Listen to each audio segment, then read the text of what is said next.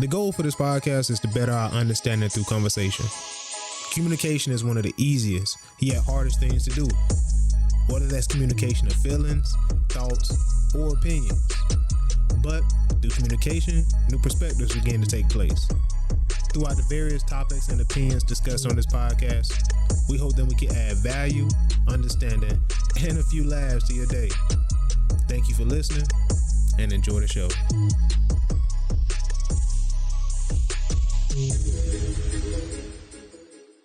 All right, man, we back, bro. You know what I'm saying? We back, man. Another podcast. What's going on, E? I'm good, brother. I'm good, man. I'm excited. How about yourself? Same, man. I feel warmed up. You know what I'm saying? It was a nice conversation, bro. Yes, sir. You want to hop right into it? Let's go, man. Yeah, let's do it, man. We was talking about comparison, and I brought up you got to help jog my memory. I was saying that competition, right? So Terry Crews, man, I've been listening to a lot of his interviews, and he was talking about how he lived his life in competition, right? He would smile, but deep down inside, he'll want to destroy you. Like, you know what I mean? And it's like competition breeds that. That's why it is a competition. Versus, I think, being you, like being authentic, being you, not trying to be like, I'm trying to be like so-and-so. I'm trying to rap like so-and-so. I'm trying to speak like so-and-so. I'm trying to write like so-and-so. It's like, be you, man. You have your own unique gifts. And Terry Crews went on to create a furniture line. Like he created a furniture line by himself. You know what I mean? It wasn't based on anybody else's ideas or whatever. It's just him spending time with himself to do that. And I think that's where the best creativity comes in. Creativity doesn't come in competition. It comes in when you've been authentic to yourself. You feel me? And I think that's a hard concept to grasp, even for myself, man. For the simple fact that I've gotten caught up in envy, jealousy of saying, dang, man, I want that. I want what he got. He make it look so cool, the way he driving in so-and-so, or where he living in so-and-so, or the money he got, or the money she got, or whatever, the show they got. And it's like, I want that for myself. But then I have to question myself and say, okay, am I ready? A lot of times, you know, I realize that I'm not even ready to accept that, or I'm not even in a position to have that, or I might not even want that, to be honest. You know what I'm saying? And if you give it time, you give it patience. A lot of times, like for instance, Will Smith or Kevin Hart, or like you hear these stories from these celebrities where they tell you their story, they tell you their testimony, and it brings kind of like a 20/20 hindsight, like wow, you know what I'm saying? And I think Terry Crews, he recommended a book called The Master Key System. And I got to read the book. I haven't read it, but what he said from it was that be, do, have. You have to be who you want to be whatever you want to be, do the things that it takes to do that, and then you will have it, right? So like he said that he was like, man, I want to be rich. And he was like, I'm already a rich man.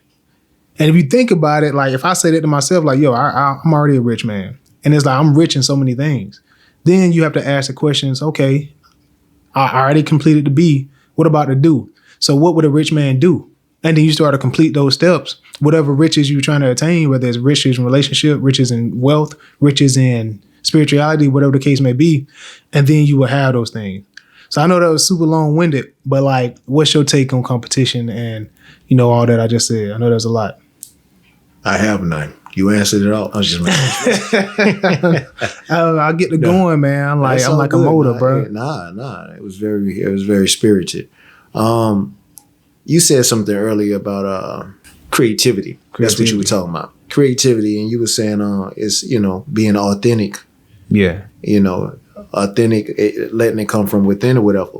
But another thing about creativity, in order to be creative in everything that you set your sights out on doing and what you set your sights out on becoming,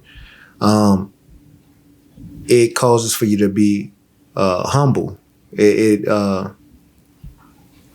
calls for you to have humility, because to be honest with you, you have to be able to see the world for what it is. Mm-hmm. The world will teach you a lot about, you know, art. The world will teach you a lot about how to create, how to be your most creative version of yourself, because you don't have to look much further than everything around you. Something is always telling you a story, but whether you have time enough to just listen and take it in, that's on you. You know, like I was at the beach today, and when I was at the beach, it's so much that was going on the beach, but I just took a little step back, and I looked at the shore, and it was something different going on. It was like as the water would push up onto the shore, and then it's like it gave off this appearance on, it's this quote, don't be it's not politically correct anymore, but that term, don't be an Indian giver, don't be a native giver. But that's the appearance of what it would look like to be, a native giver. The water will come rushing up on shore, and then it'll snatch back. Yeah. And I'll rush back up on shore, and then it'll snatch back. Mm-hmm. But as it did this every time, it's like when the majority of the water went back out to sea, you will see like it looked like veins that was inside of the sand. Yeah. And you could see like the water coming like it was like the remaining portions of the water was coming back. You can see like the water coming through like veins. But then it just gave off this other image like of roots, like a rooting system to like a tree. It was just like I saw so many different things, and I'm like, yo, this is dope. This is art. Yeah. And it's just like I probably look crazy doing it, because a lot of people like, man, what, like people are stopping, they'll look at you because you look different than everybody else. They're like, what is he looking at? But then it's right there. The image is right there. I took a picture of it, man. It's just like, and like in the abstract sense, it's like I saw a tree. But again, just being creative. You have to have the eye for it. A lot of times, it's the vision. Now, delving into what you were talking about before, and what you were saying Terry Crews was touching up on, which was the competition. Interesting thing about competition. A lot of us, we are bred to compete. We always, it's like we come into this world, and it's like a lot of times we look for a purpose, and the first purpose that's given to us is, you see him, you need to beat him. Yeah. Or, you need to, like you said, you need to be like him, or you need to be better than him. It's always this compete, And a lot of times we put this image, or we put this message inside of a child, and we send them on their way without even telling them where the finish line is. It's like, so they just running, getting burned out, running, but don't even know what they're running for, or even know when to stop running, or whether they should even slow up, change lanes, or it's just, we need that direction. We need the direction. And a lot of times competing, one thing that it does do with a lot of us is it gives us a goal. It gives us a goal, but what's the reward behind, competing a lot of times? Because a lot of times we exhaust all this energy, all of this fuel. We put all of this fuel into winning, but it can only be one winning when it comes to competing. What happened? Oh, go ahead. No, but it's like oftentimes you stop and ask yourself, what happens to the other person that competed just as hard as you competed, but they came up short? Are they a loser? It's like, and that's so I have mixed emotions about this, because I am I am from the old school, so to speak. I don't believe in just giving out trophies to everybody. I don't. However, everybody's win looks different. Yeah. So if you started out and you weren't even placing, you weren't even coming into a national type of place, a placement to even qualify for the Olympics, whatever. If you mess around and you got to the point where you said, my goal is I'm going to make the team, whatever that may be, whatever the team is, whether it's high school, whatever, and you made the team, then to be honest with you, that goal, you met your goal. You're a winner. Now, I don't feel like you should stop after that. You should go ahead and it's time to write a new goal now because you're there. Yeah. Just because you're there, what you going now you That's it. You gonna hang it up. Hey, coach, I'm on the bench now. What y'all want? Y'all want Kool-Aid? What y'all want? Gatorade? I got ginger ale. You know what I'm saying? Nah, it's like everybody has a part. You got to figure out your role now, and how does it tie into, the bigger picture? True. But competition. Competition is competition in a sense it is needed at times.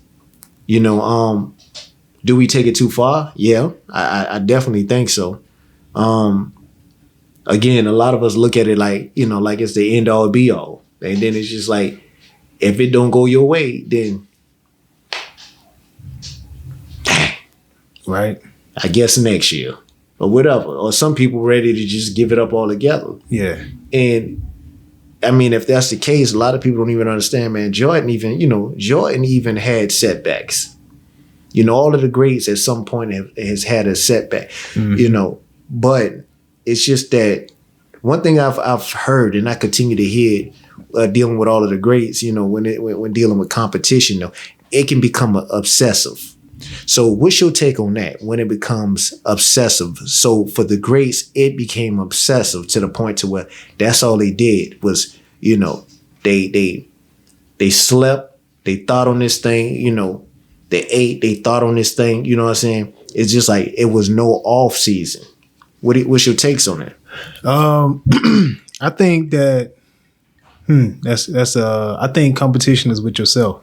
Like, and I'm saying that through belief, and then also saying that I'm getting more and more belief on that, because it's like it really is only with yourself, right? Because you can't control somebody else. You can't dictate what somebody else does. So it's like me looking at LeBron James or Michael Jordan and saying like he's obsessive.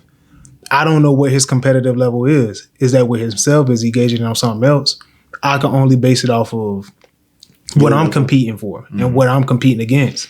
And I think when you compete against yourself, that's where you get to, like, you're the owner of that. You're the gauge setter for that. Instead of if you're going for something and you like, man, I didn't get that. It's like, well, you have to ask yourself, if you're competing against yourself, you say, well, how much did I give? What percentage of it did I give? What percentage did I give up? Do I feel like I did this? Do I feel like I did that? Because if not, the person who told you failed is the competition owner who gauged what your competition was. So my question now becomes, because I'm guilty of this. Same with me. To be honest with you, at the end of the day, I really don't care about what nobody doing other than what what I'm giving, like my effort. Yeah. That's what's most important to me. It's almost like if you're going to put something on film, you want to, if it's on film, you put it on film. When you look back at that film, your dog gonna sure want to look at it and say, boy, I gave my all. You don't want to look at the film and you be like, oh, they got that. Right. Like, you didn't tell me they was going to have a copy from not last game, but the game before that. And you know why? Because you were sitting around there, you wasn't doing much. You didn't give no effort. You don't want to be that person. True. So, but now as I get older, I look at it and I wonder, is that still like, when you're looking at it like that, when it's about self, like, is this good? When you competing with yourself, because in a sense, the only reason you competing with yourself is because you really want to be better. But really, it's more so about trying to reach a level of perfection, because you're not chasing nobody else. It's self. So it's funny because iron sharpens iron, but that statement is stated. Was it ever intended for you to be considered iron? You split yourself. That's iron now. Iron and sharpen. That was never, it was never intended for that to be like that. True. So is that good? What, competing against yourself? Yeah. I think so, man. For me, the way I'm looking at it, because help me understand what you mean by that. Okay, what I mean is competing. Let me ask, why would it be bad? because you become obsessive dealing with self. It's almost like nothing else matters other.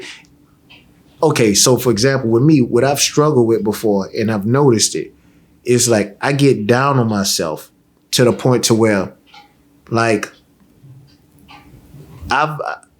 within the last couple months, I've had a coach to tell me, you need to be kind to yourself. Yeah. I've never heard that before. I didn't even know how to take that. That's like that blew my mind. Like that left me sitting there thinking, how in the world do I be kind to myself? Well, that doesn't even make sense to me. Yeah. I couldn't fathom that. That walking out, that became a conundrum for me that I had to try to figure out.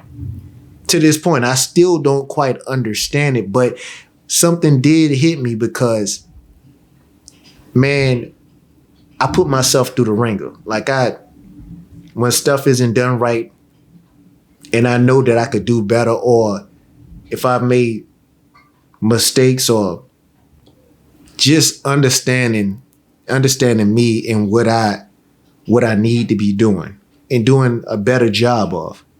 It's like, man, I sit up there and I hammer myself. Like I don't give myself like, bro, like I go all the way in on myself. Yeah. To the point to where I don't like looking myself in the mirror sometimes. I sit there and it's like, man, if self was a coach, it's crazy because like, I chew myself up, spit myself out without cussing myself out. But it's like, it's the worst. Yeah. It's like, man, I don't want to look at myself in the mirror because it's like, you're going to call, oh boy, here come coach. You feel me? Head down. You know what I'm saying? But it's like, I'm constantly giving myself that. I understand that. Then it dawned on me, I'm like, I heard the coach, you need to be kind to yourself. And it's like, you do, because if somebody's constantly tearing you down, they're not building you up, then to be real with you. You know what I'm saying? Like, why? Like, you start wondering, like, why am I continuing to do this? If I'm not garnering the results that I'm trying to garner, or I'm hoping to get, why am I continuing to do this to myself? At this point, I'm a failure. You start to believe that. Yeah, you do. You know what I'm saying? So it's like, competing with yourself, you start to chase perfection. Yeah. None of us are perfect. Mm-hmm. Nobody. You know, and that's why, narcissism.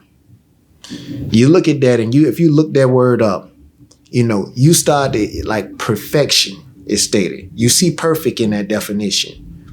So I'm wondering, like, is that good? I think, like, you mentioned let me start at the beginning when you said be kind to yourself, right? So that's a recent thing where I say within the last year or so that I'm learning the way I talk to myself in my head. If I mess up, the way I correct myself. What do I say when I correct myself? Asking those types of questions, right? What do you say when you correct yourself? It's a work in progress, man. Sometimes it is kind. Sometimes it's good. Like, yo, Bruce, man, like, hey, man, don't worry about it, man. You're going to get it better next time. Or like stuff like that. Or like, hey, man, like today, I'll give you a perfect example. The media ministry wasn't as good as I wanted it to be. You know what I'm saying? It didn't hit like I wanted it to hit. We had a lot of technical difficulties, which I couldn't control. It was out of nobody. Nobody on the team could control that. But it's just like, dude, if you would have been here a little bit more earlier, if you would have did this, if you would have did, and it's like, bro, how can I? You know what I'm saying? The hours I'm working, the time I'm committed to my family is in an possible way. When you think about it that way, you know what I'm saying? Versus if you make a mistake at work, or I make a mistake at work, and it's like, you stupid, you know what I'm saying? You just going in on yourself. So it varies. And I think the way I learned how to be kind to myself was like, I listened to a bunch of podcasts and books. Uplifting. Well, not even uplifting. It's just people that I feel like are where I want to be, or have the mindset I want to have, or have the body that I'm shooting for. Not saying I want their body, but I'm saying the the fitness lifestyle that I want to be around, that environment. So I try to put myself in an environment, because not all the time you're in that physical environment. So I listen to, like, I might type in how to count calories, what to do when you have cravings. Questions like that. It's questions you would normally type into Google. You know what I'm saying? The questions I would normally type into Google. And I typed them in on Spotify. I just listen to people talk, listen to other people. And a lot of them have great, like I spoke on Terry Crews earlier in the conversation. He has great advice, man. Like I like his advice. I subscribe to a lot of his advice that he said. So that's helped me to understand being kind to myself. That's helped me to understand competition a lot better. And to see the negative way he took competition. And it's like, okay, how do I that can help me avoid it? And then the way he corrected it, it's like, okay, these are areas that I could correct myself because I've heard him speak about it and it's like, wow, I have those same issues. You know what I'm saying? So for me, I just researched a bunch of stuff, like stuff I struggle with. I was like, you know what? I can't read all the books in the world.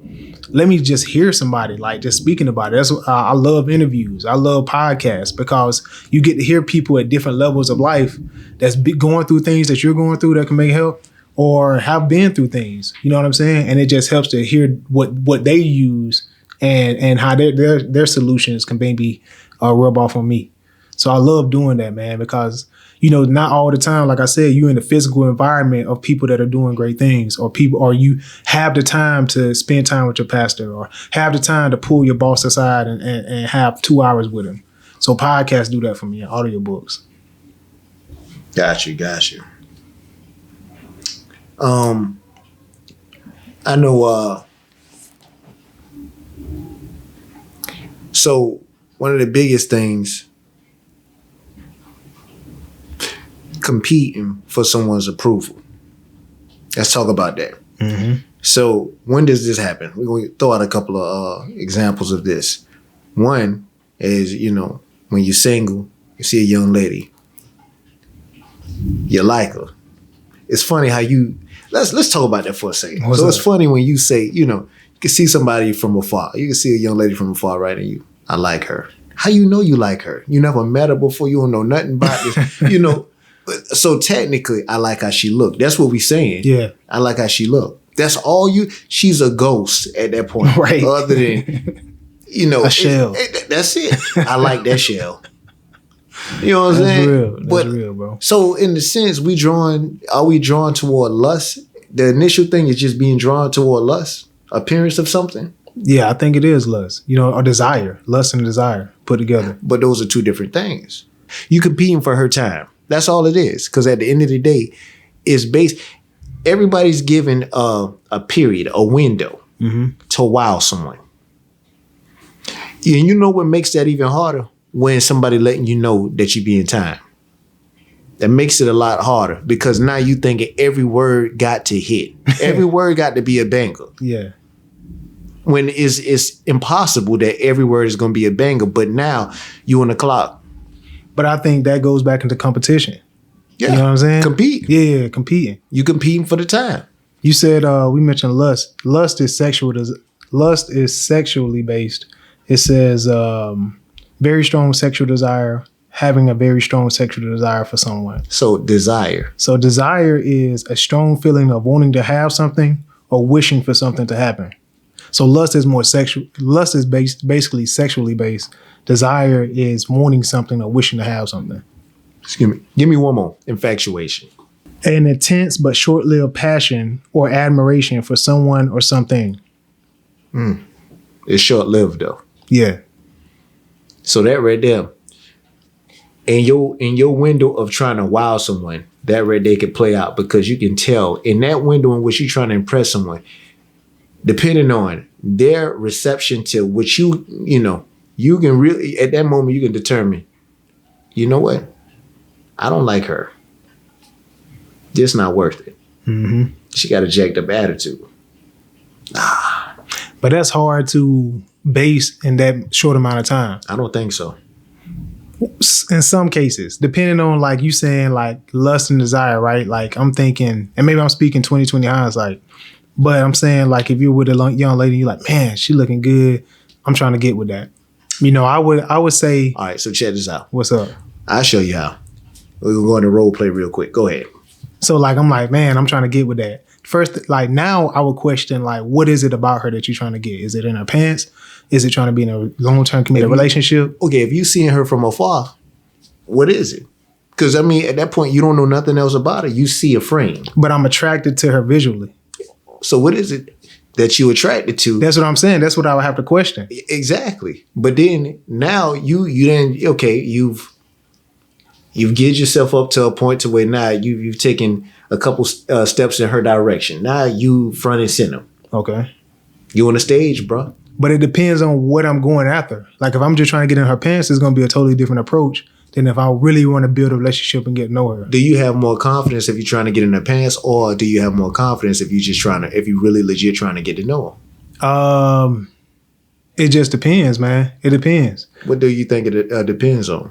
Because if I'm trying to get in her pants, then it's more manipulative than versus if I want a real long-term relationship with her. Interesting. So it's more manipulative, right? Yeah. So with that being said, confidence, which one would give you more confidence? If you really trying to get, if you legit, I would say they even. You know what I'm saying? I don't think so. Why you say that? It's crazy how I'm a put this out there, but I think from watching a lot of guys over the years, and even when like I've started to try to pick up on certain things, you got more confidence when you. To me, I've seen more guys have more confidence when they're going after what's in the pants, because really and truly, they can care. I don't know why it is. I've seen so many guys over the years, man. They'll go and they come up with uber confidence because they're after only one thing. They don't really want to get to know them. And it's like they come out, they strong. Confidence. But then if that guy really liked the young lady, now he's thinking more. I don't want to mess this up. Yeah. So now the confidence isn't what it would be if he only thinking about one thing only. Because now he's second guessing everything because he wants it to be exactly perfect. Nah, I could see that. I could definitely see that. That made more sense.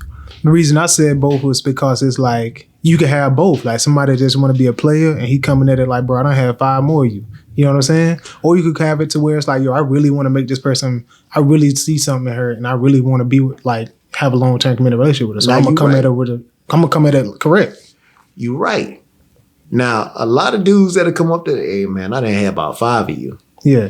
That right there, it's almost like with that, that's almost like an answer back if she rejects him. So in a sense, it's like he answering back, look, shawty, don't play yourself now. Yeah. Look, you bad, but I didn't have about 5 of you before. You know what I'm saying? And now it's like to kind of like try to break her down a little bit. So it's like, you know, I don't know, man. That's interesting though. That's interesting. I'm gonna start spitballing, all right? So we're gonna spitball, run through a couple topics. Don't know where we're gonna lead at, all right?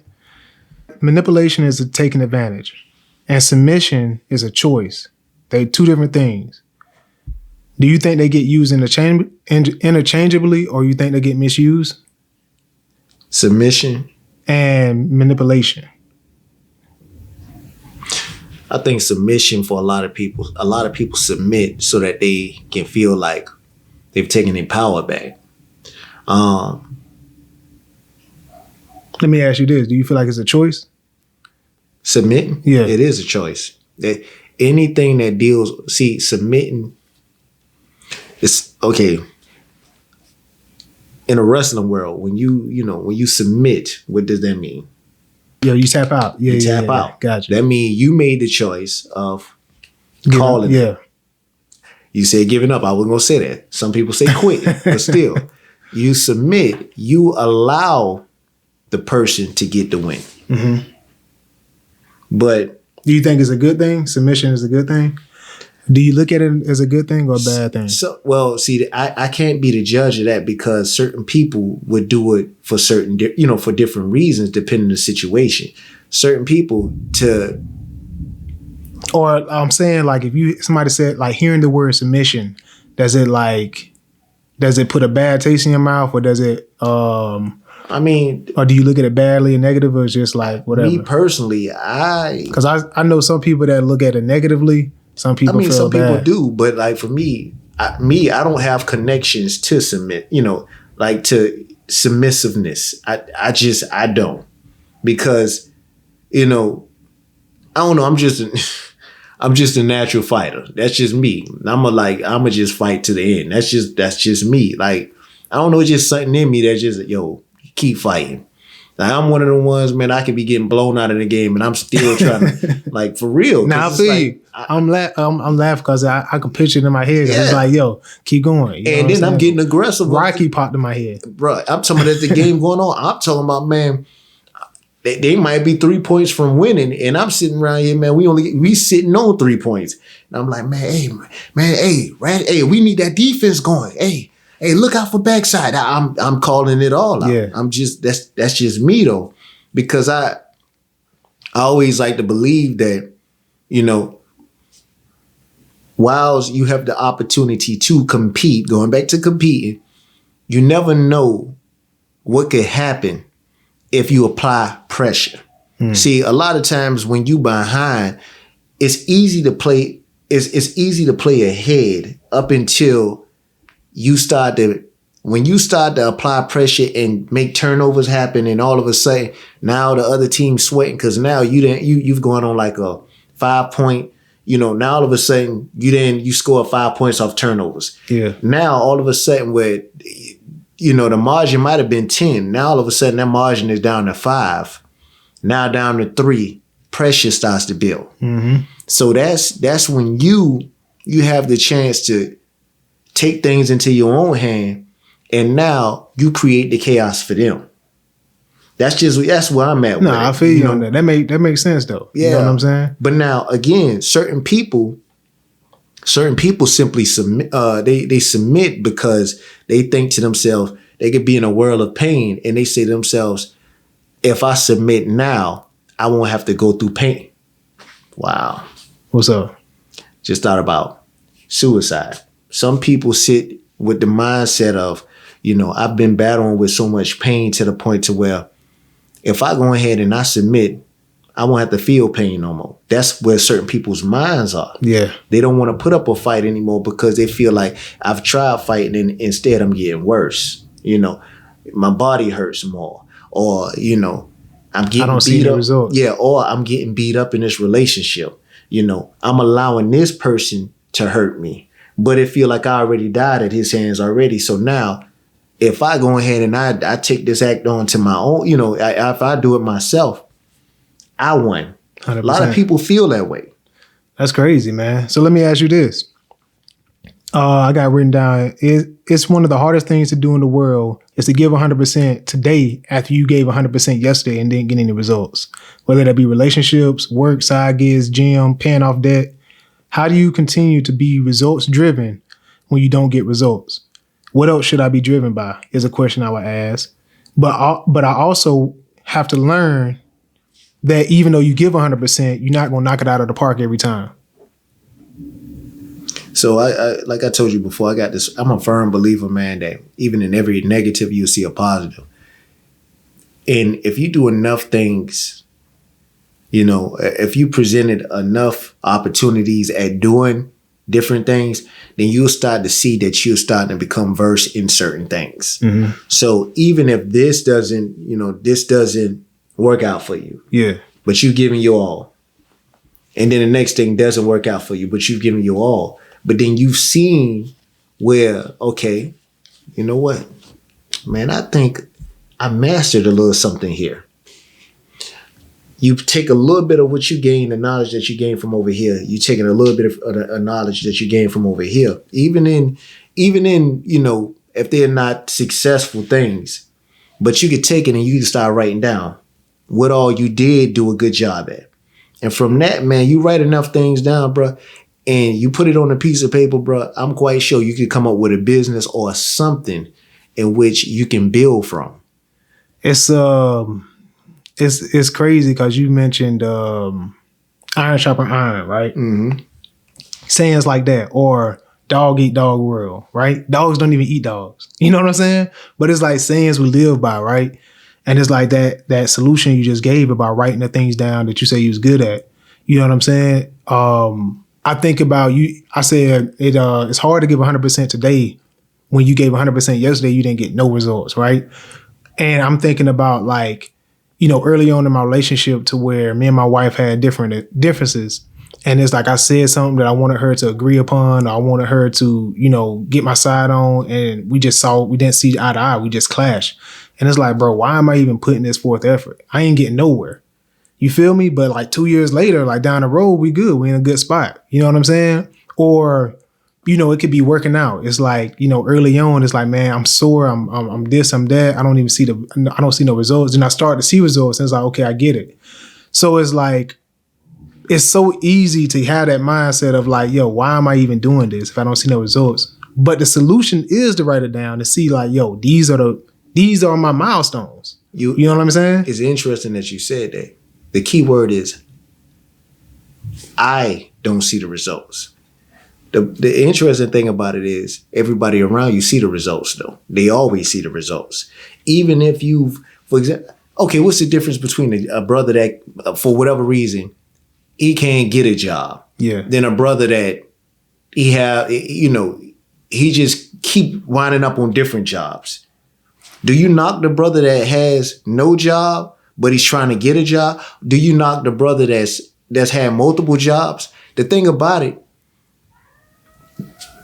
both of them, it's no quit. Yeah. It's like you going out there. So now, guess what, bruh? I got to give it to you, bro. I don't know how you be doing it, bro, but you like a cat. You always land on your feet, bro. Like you getting these jobs. Then the other brother, bruh, I got to give it to you. Ain't no quitting you, bruh. Even though you don't have a job, bro, you still out there trying to grind to find a job. Or even if he's not working a 9 to 5, he out there hustling. Yeah. You know what I'm saying? He up there cutting grass. He up there, you know what I'm saying? Yeah. Whatever needs to be done. My thing is, and from doing those things, it's okay, when you take the moment to write something or jot something down, then all of a sudden, that's when you can see it. Yeah. Because guess what? Everybody else, like I said, everybody else can see it. And then somebody else might finally be able to show it to you what they see. Mm-hmm. See, somebody like we could be having this conversation and I can already see how gifted, how talented you are. You know what I'm saying? Bruh, like, boy, I see you doing your thing. What you mean doing my right. thing, man? Yeah, I'm not maintaining nothing. You know what I'm saying? I didn't work about 7 jobs, man, in a year. And you're like, bruh, okay. Have you jot down what it is, bro? For example, if you tell somebody, well, let's just jot down them 7 jobs and why they didn't work. Yeah. Sometimes that's the key. Writing down why you felt it didn't work. And then you will find the answers to what you seek and just writing down why it didn't work. You said something. You said sometimes people can see stuff in you, or people can show you things and then you can see it in yourself versus you writing it down so you can see for yourself, right? I think that's the huge key, man. And the importance in writing is because like you need to see it for yourself. Like you need to show it to yourself. And that's how you do it. Like you are able to, like you said, write down those 7 jobs and why they didn't work so you can see for yourself and help yourself understand why it didn't work. Yeah, sometimes it ain't even about helping yourself. It's about helping out the next person. That's how you get self-help books, bro. Being the example you want to see versus saying something that sounds good. Do you have anything to say on that? Be an example, man. To be honest with you, man, it's one of the easiest things to do, but then it's challenging because people gonna always ask, bro, why you do what you doing? You know what I'm saying? You looking for, you're looking for attention. You looking you want to be a good old boy or whatever. Yeah. But you like, nah, brother, it's deeper than that. It's, integrity for me, or, you know what I'm saying? I'd rather just continue to practice doing it right because this is what right looks like.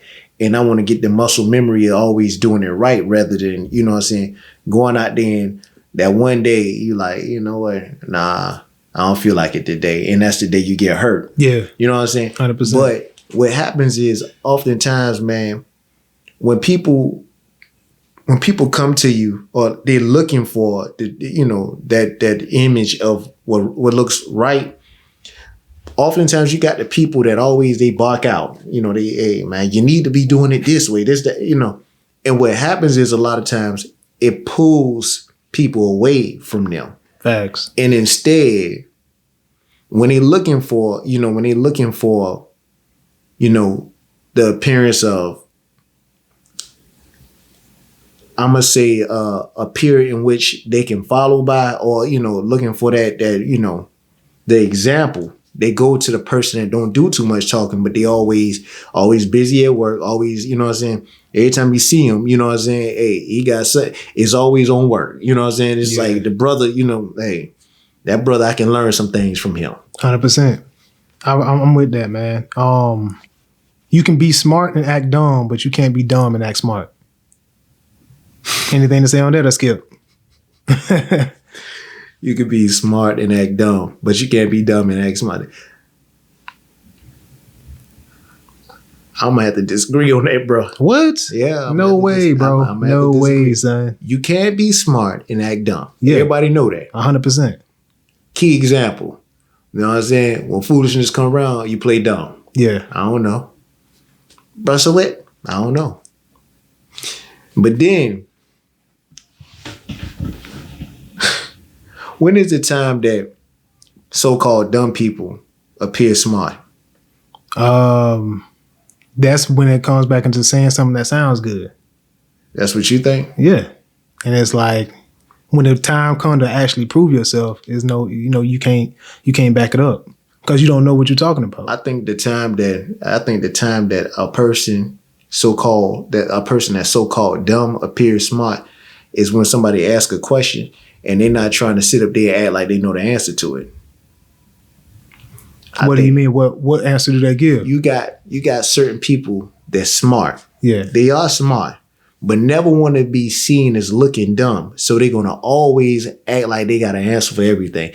And sometimes you just really don't have the answer for something. Oh, yeah, and that's the time you appear dumb. Then you got certain people that's so-called dumb. People don't expect nothing from them. And person come trying to make a fool out of them. And hey, so what's your thoughts on? To be honest with you, I think it's all foolishness. I really don't have a dog in that fight. I'm not saying much. 100%. I agree with that. That was a smart answer.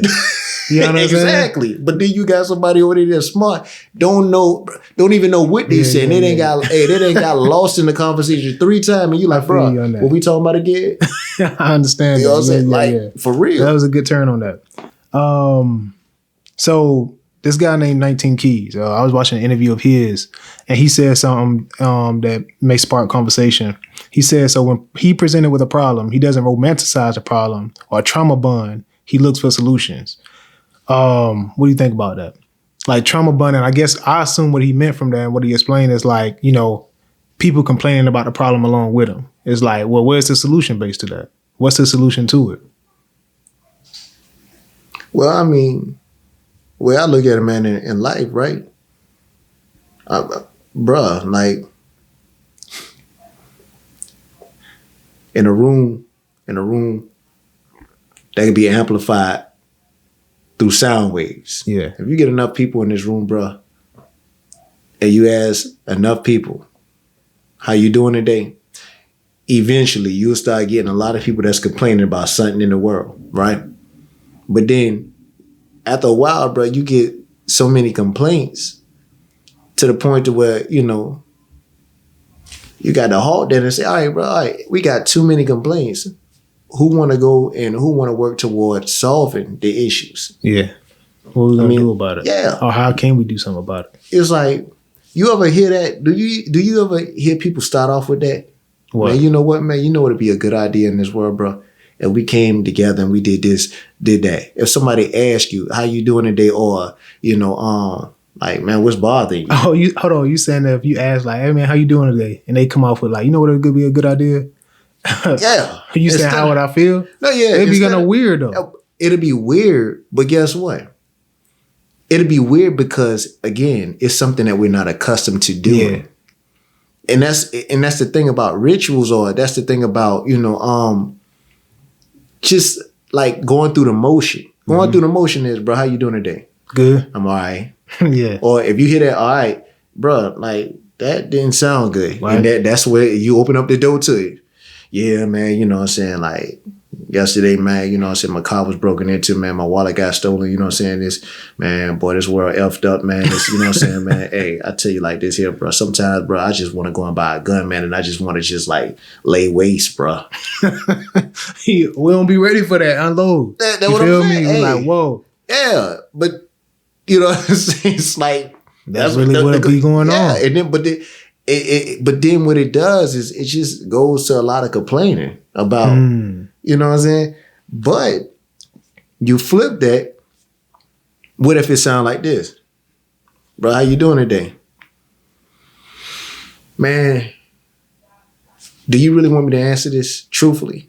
Man, yeah, man. Hey, let me know. I got a little bit of time on my hands. What's going on? Bro, I'm going to tell you the truth. You know what would be dope, bro? That we all came together, bro. And like, bro, took the, you know, the next generation, bro. You know what I'm saying? Or, you know, the cats that we knew, bro, they just kind of look shady, bro. Just like spend a little time with them, man. Just spend time with them, man. And just find out what was on their mind. Like, how can I help you to help yourself? Or how could we help one another? You know what I'm saying? Hey, or just ask them something thought-provoking. Like, bro, like, if you had the money that you really wanted, bro, what would you do with the money that you had? Like, you accumulated. What would you build? That's a good question, bro. That's real. That's real, man, to be honest. I think that'll be a turn on a day. I think that's questions like that is like the people that you run into and it's like, man, they changed my whole day. Like, dang, dude, like, you know what I'm saying? Change people's lives like that. Yeah, man, that's real. Because that person could be thinking about going to jack somebody right then and there. And all of a sudden now they think, yo, I need to be thinking about how I can make money and like sustain, you know, and just like continue to just bring money in. Like, how can I make money for me? How can I wind up with residual money? 100%. I'm with that, man. I like that.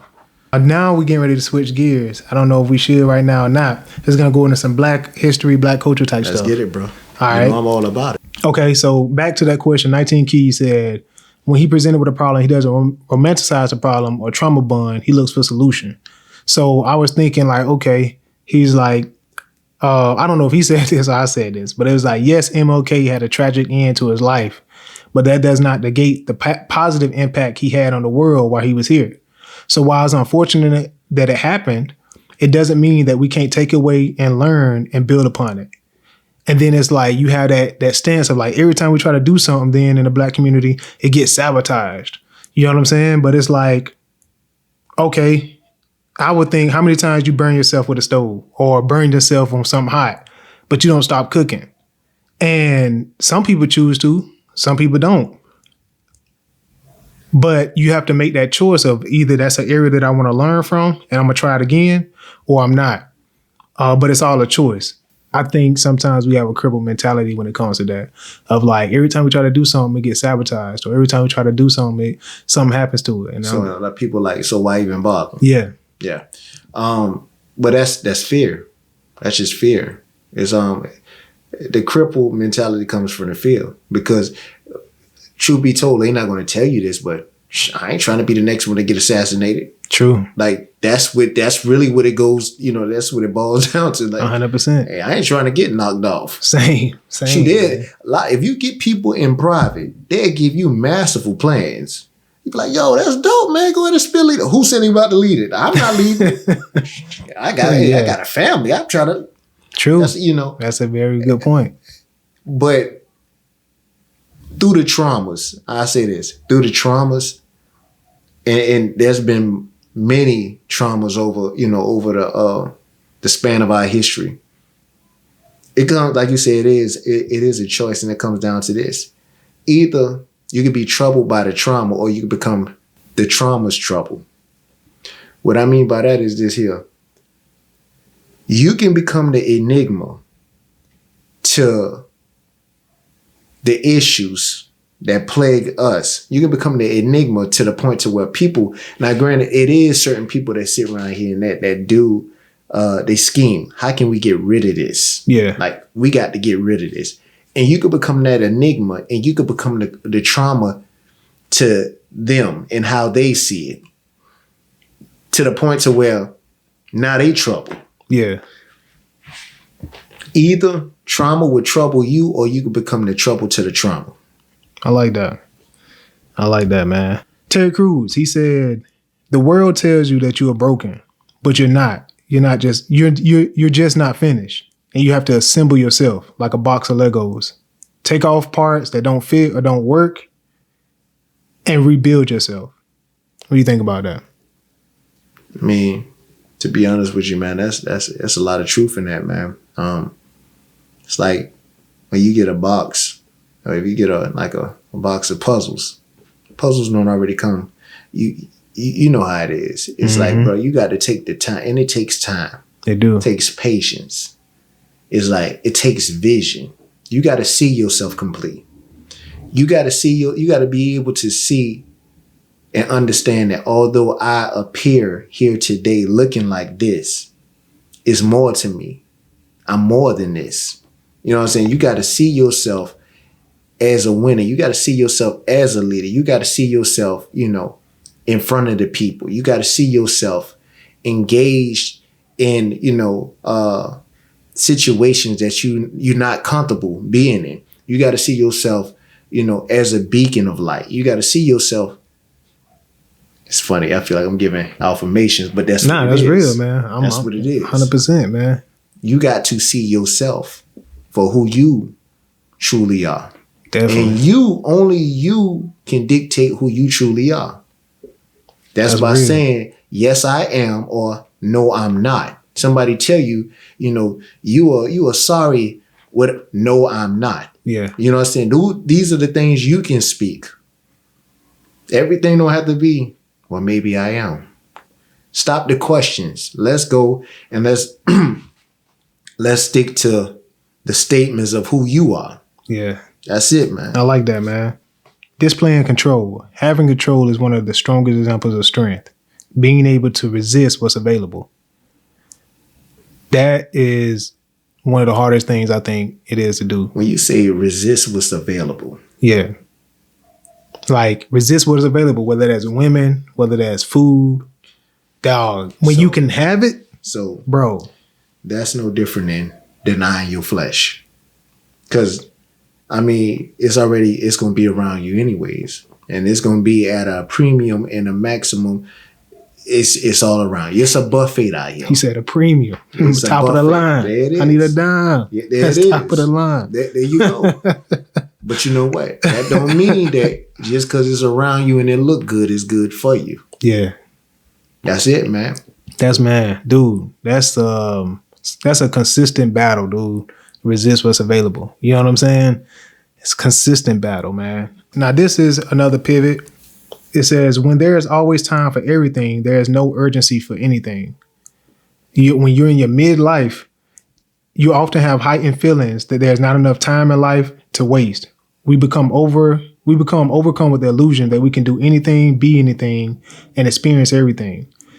Then we start to restructure our lives around the needs that are essential. This means accepting that there will be many things we won't do in our lives. Is that what do you think about that when you hear that? That don't apply to me. To be honest with you, man, I've struggled with the exact opposite. I've up to this point, I've lived my life like I don't have a lot of time. But even with that, you start rushing, trying to do. You start a lot of things, and sometimes you never finish anything. Or, you'll sit up there and you'll put forth so much effort and energy into one thing to the point to where you come back and it's like you wore out because in your mind you wasn't gonna have time to finish this, and then it got finished, and now all of a sudden life is still going. Yeah. But you put so much into that, you're tired, you're exhausted, now you don't want to do much or anything. So it's the moderation, understanding that, time is very valuable. None of us know how to read time properly. So whilst we have time, it's an opportunity, it's a ticket in the form of opportunity. So when we have it, we have to make the most of that time. We have to take and utilize that ticket the right way. Or it's like, what are we really living for? I agree with that, man. I think it does become a point in time when you feel like you don't have enough time left, and when there is always time for anything, there's no urgency. Excuse me. When there is always time for everything, there's no urgency for anything, man. And man, like you said, when you pick up a lot of things, you never get anything done. You never finish anything. So being able to like zone in, I think that's what, as you become older, you come in your midlife, zoning in is like a cone. You become more direct in question asking, more direct in making goals, more direct in asking yourself questions, more precise with it. And I think that's what I've learned like coming into my midlife. I think too, man, the longer you live, man, with dating time, that's what I call it. You dating time. You start to ask yourself, man, when given time, given opportunities, you start to ask yourself, okay, what's important during this time? Like this time being this period, this era. That's what, because it's all about windows and pockets. And to be honest with you, the things that you say are important in your teens, if you make it to your 20s, then to be honest with you, things they've changed. Right. You know? So now, if you've outlasted your teens and now you in your 20s, now we need to start focusing on, okay, what's my purpose in this particular season in my life, in this window, in this, in this time frame? What should I be focusing?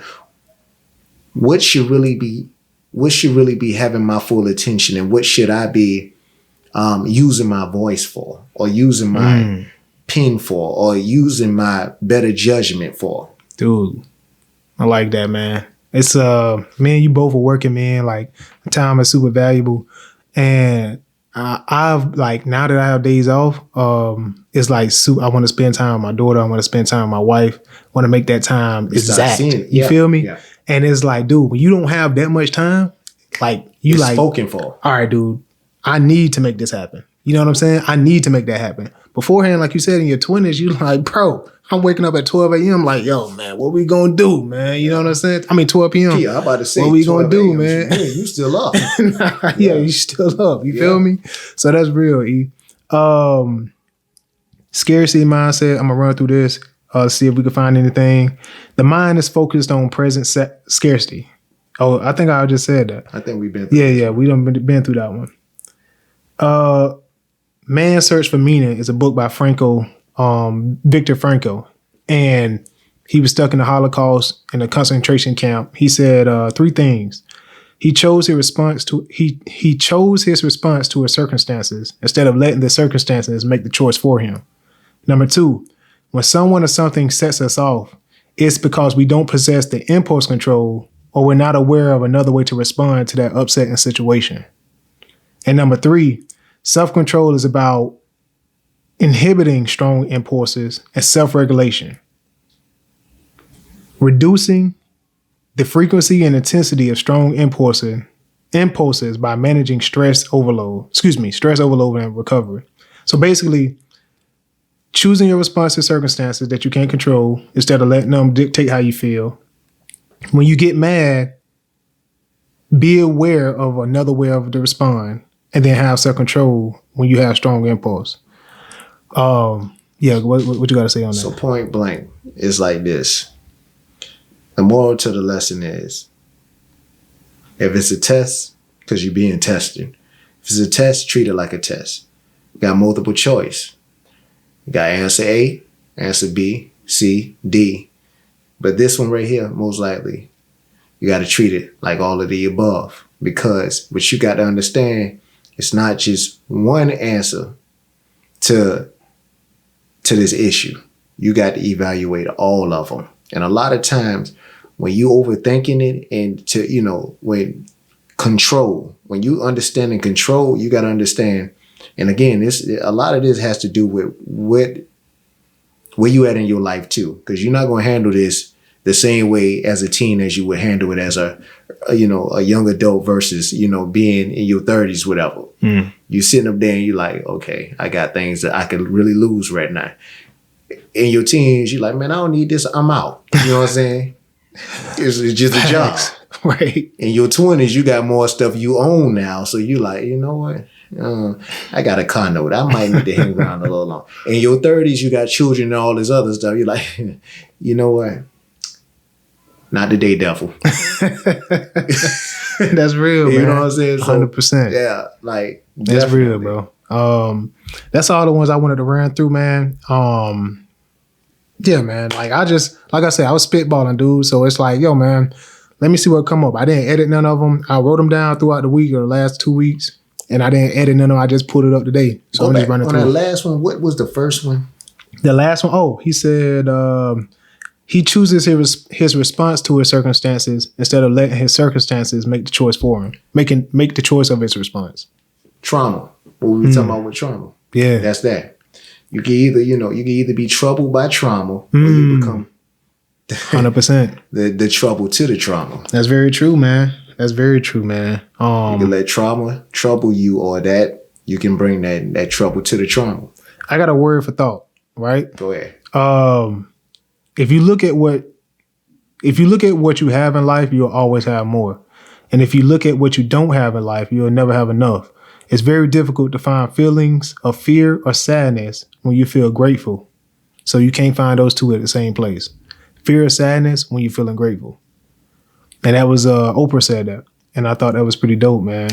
Say that last part again. It's very difficult to feel fear or sadness while feeling grateful at the same time. Interesting. Give me a second. Mm-hmm.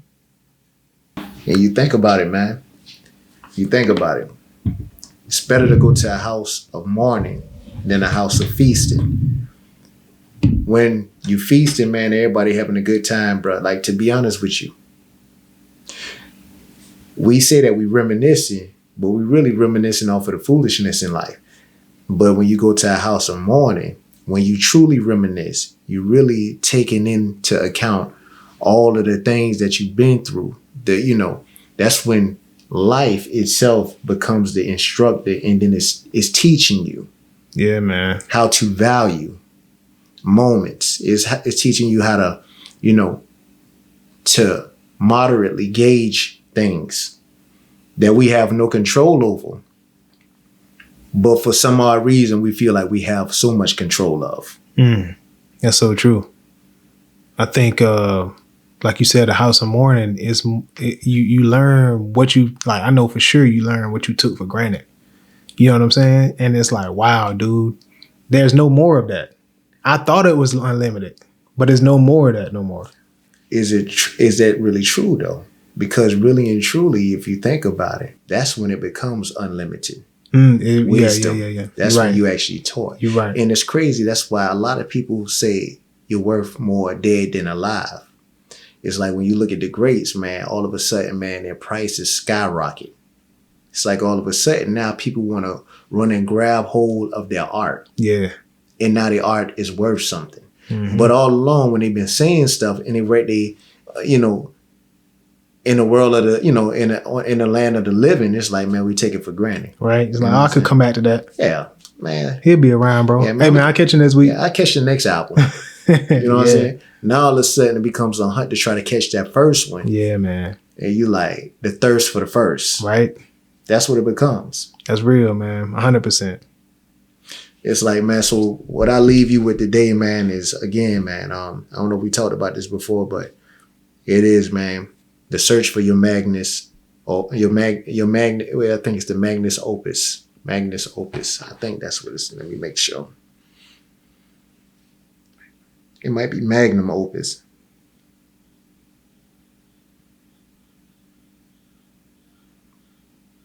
Magnus Opus.